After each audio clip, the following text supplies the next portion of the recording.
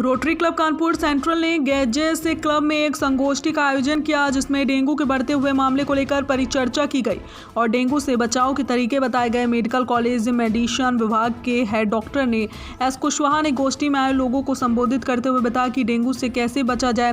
उन्होंने कहा कि डेंगू का मच्छर साफ पानी में पनपता है, घर के आसपास कहीं पानी जमा ना होने दें और ब्लड प्रेशर के मरीजों को डेंगू ने ज़्यादा चपेट में ले रखा है। डेंगू के मरीज में प्लेटलेट तेजी से गिरने लगती है, ऐसा होने पर तुरंत अस्पताल की चिकित्सा लेनी चाहिए। डेंगू पर प्रभावी नियंत्रण के लिए लोगों को जागरूक रहने की विशेष जरूरत है। प्रभावित क्षेत्रों में हैवी फॉगिंग तथा एंटी लार्वा छिड़काव होना चाहिए। टुडे इंडिया लाइव न्यूज़ के लिए पंकज अवस्थी की खास रिपोर्ट।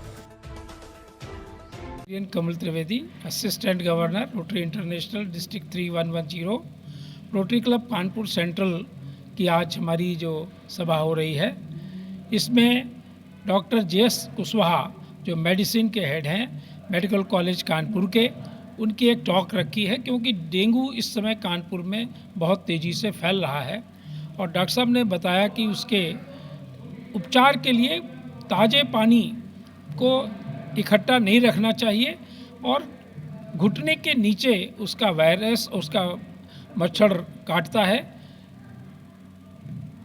और उसी से वो फैलता है।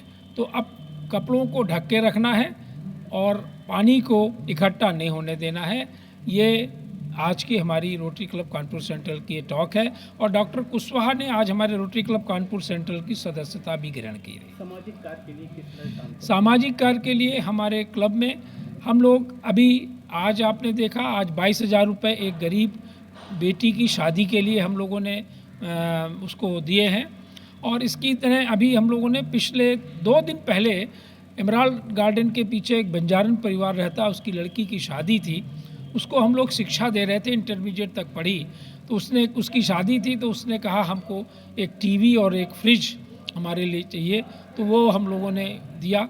इस तरह से हम लोग अनेक कार्य करते रहते हैं, नेत्र के कैंप लगाते हैं।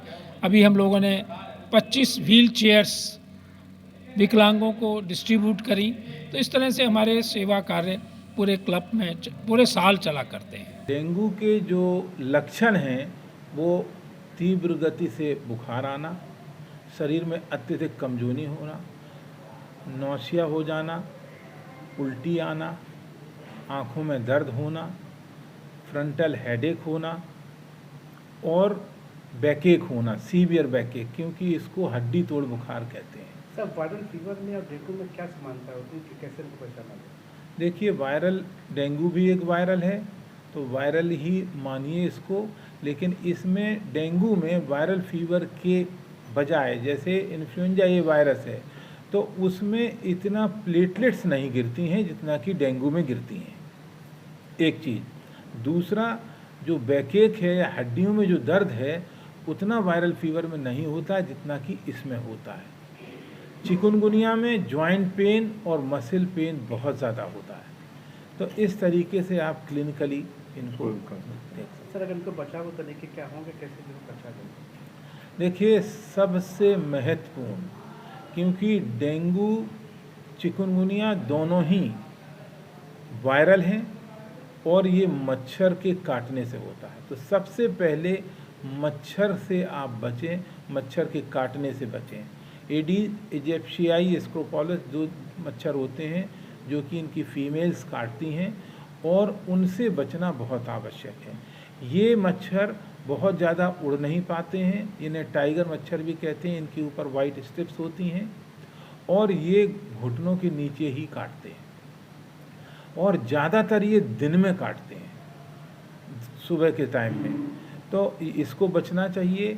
हमारे घरों में जो फ्रेश वाटर जैसे एकत्रित नहीं करना चाहिए, बाल्टी में या पानी की टंकियों में या आपके कूलर में, तो इस तरीके से नहीं करना चाहिए। जो पेड़ पौधे रहते हैं उनमें भी जो है पनपने का शक रहता है, क्योंकि मॉइस्ट एरिया में ये पनप जाते हैं। यदि प्रारंभिक रूप में बुखार आ रहा है तो पेशेंट को कौन सी ऐसी दवा दी जाए जिससे कि प्रारंभिक इलाज स्टार्ट हो? सबसे पहले आप पैरासीटामोल देना है आपको। पैरासीटामोल की गोली अगर एडल्ट है तो 650 मिलीग्राम की गोली 3 से 4 बार तक दे सकते हैं, जिससे कि बुखार, सिर दर्द, शरीर का दर्द, जॉइंट का दर्द, हड्डी का दर्द सब में आराम मिलेगा। क्योंकि प्लेटलेट जो सप्रेशन है पैरासीटामोल